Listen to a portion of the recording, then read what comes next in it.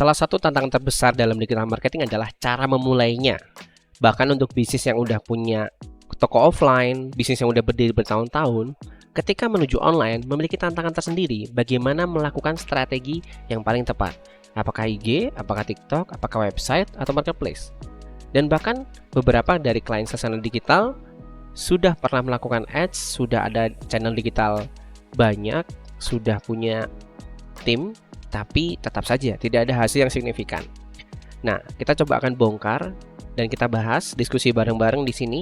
Kira-kira apa sih strategi yang tepat dalam memulainya? At least untuk permulaan, supaya ketika nanti teman-teman upgrade skill atau training atau pelatihan atau nge-ads, itu sudah settle strateginya.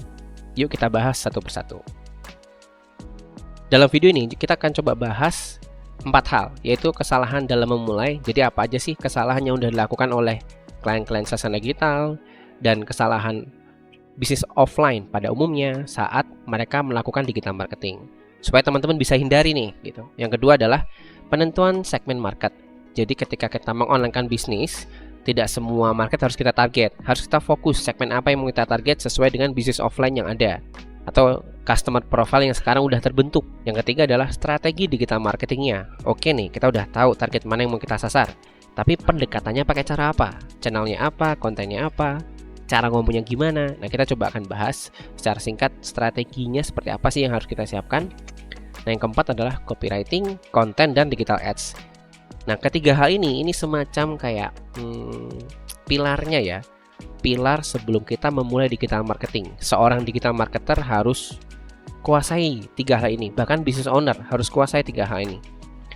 Karena mau kita nanti di website, di marketplace, di YouTube, di TikTok, di IG, dimanapun, kita gak akan jauh-jauh yang namanya copywriting, konten, dan digital ads.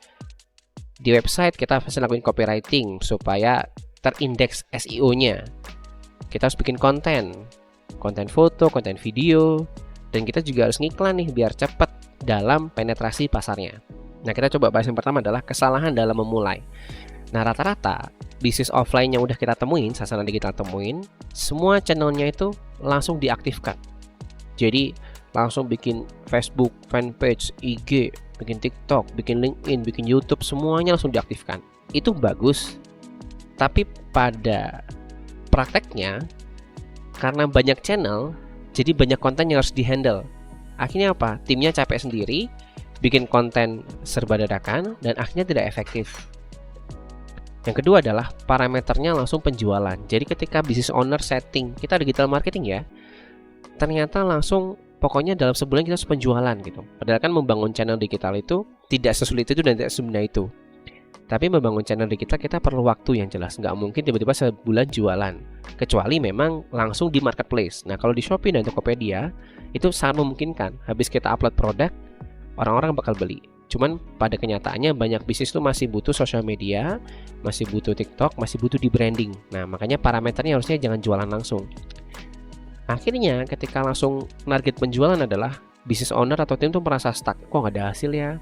Kok nggak ada penjualannya gitu? Padahal mungkin ada parameter lain yang bisa diukur. Yang ketiga adalah kurangnya tim dan kurangnya skill dari tim internal sendiri. Kadang cuma punya satu orang nih, mbak admin gitu, tapi disuruh pinter SEO, disuruh pinter ngonten, disuruh pinter nge-live, semuanya deh kayak one for all gitu, satu untuk semua. Bagus aja kalau kita memang punya tim yang multi talenta, itu rezeki nomplok berarti. Tapi masalahnya kalau kita nggak punya, maka timnya juga akan kerasa susah nih. Digital marketing mah susah, harus konten, harus gini. Jadi ketika bisnis offline memulai dan melalui 3 fase ini atau 3 kesalahan ini, ya akhirnya apa? Bisnis owner ngerasa capek, ngerasa stuck, ngerasanya digital marketing itu susah, nggak bisa gitu. Nggak bisa kalau timnya cuma satu, harus timnya banyak, harus keluarin budget besar gitu. Padahal kan intinya digital marketing itu untuk meningkatkan efisiensi dalam penjualan gitu. Nah, terus bagaimana seharusnya? Nah, yang Sasana sarankan adalah 3 ini. Jadi problemnya 3, solusinya juga 3. Nah, solusi yang pertama adalah kita fokus dulu penentuan target market. Kita mau kemana nih gitu. Ternyata setelah kita cek-cek segmen market kita tuh adanya di IG sama di marketplace misal. Ya udah kita fokus ke sana, fokus konten di IG dan live di Shopee. Udah 2 itu aja. Jangan bikinin TikTok, jangan bikinin YouTube, jangan bikinin website, fokus dulu. Nah, akhirnya kalau kita fokus pada segmen market tertentu, nah akhirnya cara bikin konten kita juga jadi lebih relevan. Kita fokus nih, ya udah kita konten di IG, konten Reels aja ya. Kita di Shopee nge-live aja ya. Jadi konten yang dibuat itu ya nggak terlalu banyak, jadi lebih relevan dan jadi lebih efektif karena cukup waktu, nggak yang terburu-buru gitu bikin kontennya. Ngeriset dulu, oh kalau di IG itu seperti apa, di marketplace seperti apa. Jadi fokus dulu. Pertama adalah penentuan segmen market kita mau yang mana nih. Dan biasanya kalau bisnis offline itu udah punya kayak customer profile-nya atau target marketnya. Misal dulunya adalah jualan baju offline yang disebar di retail-retail. Nah, kita pasti tahu kan, punya data penjualannya. Oh, ternyata yang beli itu seringnya dewasa, anak muda. Oh, seringnya beli ibu-ibu buat suaminya ya. Berarti kita ngontennya ke arah sana. Nah, yang kedua adalah bangun planning digital marketingnya. Dalam membangun planning atau rencana, kita nggak harus selalu goals-nya tuh sales. Tapi juga bisa goals yang mendukung sales atau mendukung penjualan. Contohnya adalah, oke, nanti kalau kita bikin konten, kita cari yang tren ya. Kita fokus ke yang bisa tembus view reelsnya atau kontennya itu 10.000, 10k gitu. Dan dari konten yang tren, harapannya banyak orang nih ngechat nge-WA 15 per hari. Dan harapannya setelah 3 bulan konten, kita bisa tembus follower sampai 1.000. Nah, sehingga kalau kita punya planning yang tepat dengan parameter yang tepat, kita kerasan, oh kita udah berprogres dan tahu evaluasinya di mana. Oh contoh nih target 1, kok reelsnya masih 5.000 yang lihat ya. Ya berarti kita harus cek dulu ide konten dan komunikasinya udah relevan belum, udah jelas.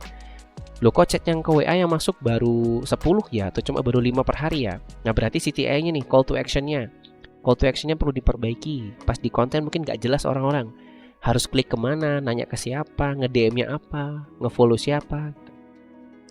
Nah followersnya kok belum bertambah banyak ya. Nah mungkin kita coba cek dulu nih, audiens yang kita ajak ngomong ini udah sesuai belum dengan audiens yang kita rencanakan gitu. Jangan-jangan kita target ibu-ibu, tapi yang dapat malah bapak-bapak yang kena. Nah berarti kan di bagian hashtagnya, di bagian cara kita nge-captionnya, di bagian SEO Instagram, nah kita harus perhatikan. Makanya kembali lagi nanti ada hubungannya dengan copywriting. Jadi enak kalau kita bangun perencanaan sesuai parameternya itu, kita terlihat berprogres. Akunnya berprogres, kontennya berprogres, chat ke WA berprogres, followersnya berprogres. Jadi nggak melulu soal sales. Tapi pada akhirnya dengan progres-progres ini pasti akan membantu sales. Karena dari beberapa klien yang udah kita bantu, itu peningkatan salesnya bisa 30-50% dibandingkan 3 bulan sebelumnya. Nah yang terakhir adalah upgrade skill PIC utama. Jadi siapa sih orang pertama yang kita tunjuk jadi tim leadernya? Nah orang itu yang di-upgrade dulu. Jangan terburu-buru menambah tim. Karena biasanya yang terjadi adalah, oh ya kita butuh content creator, kita butuh SEO, kita butuh advertiser iklan. Nah ketika dikumpulkan orang-orangnya, tapi PIC utamanya nggak ngerti digital marketing, ya berantakan. Ibarat kata punya tim yang jago, tapi leadernya nggak bisa ngasih arahan. Nah makanya kalau teman-teman di sini udah punya orang kepercayaan, atau bos-bos di sini, owner di sini udah punya orang kepercayaan, nah orang kepercayaan itu yang di training terlebih dahulu supaya jadi leader. Karena orang yang di dalam perusahaan kita atau orang internal, orang dalam lah ya kita sebutnya, orang dalam ini pasti tahu nih jiwanya bisnis itu ke arah mana, keunggulan produknya apa, kita ngambil kontennya dari mana. Nah orang-orang yang kita jadikan leader ini wajib menguasai digital marketing supaya nanti ketika punya tim, dia bisa mengkomunikasikan, oh USP produk kita itu ini, kita kayaknya kontennya TP ini aja, kita coba konten 3 hari ya, kayak gitu. 3 kali seminggu ya. Nah jadinya tim leader ini mampu membangun strategi yang tepat gitu, dan didukung dengan tim-tim yang punya kemampuan.